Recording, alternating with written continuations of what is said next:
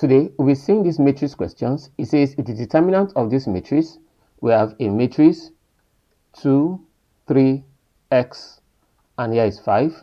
We're told that if the determinant of this matrix, that is 2, 3, x, and 5, is the same thing as 13, we are to find the value of x. Now, all you need to find is the determinant of this matrix.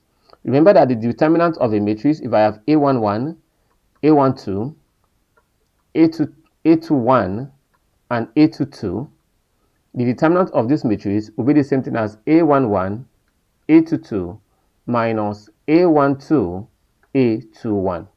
So that the determinant of this matrix now, I can conveniently write it as my A11 here is 2, my A22 is 5. So I can write that as 2 into 5 minus 3 into x is equals to 13. 2 into 5, that's 10, minus 3, that's minus 3x, is equals to 13. Minus 3x, obviously, is equals to 13 minus 10, which is equals to 3. X, obviously, will be the same thing as 3 over minus 3, which is equals to minus 1.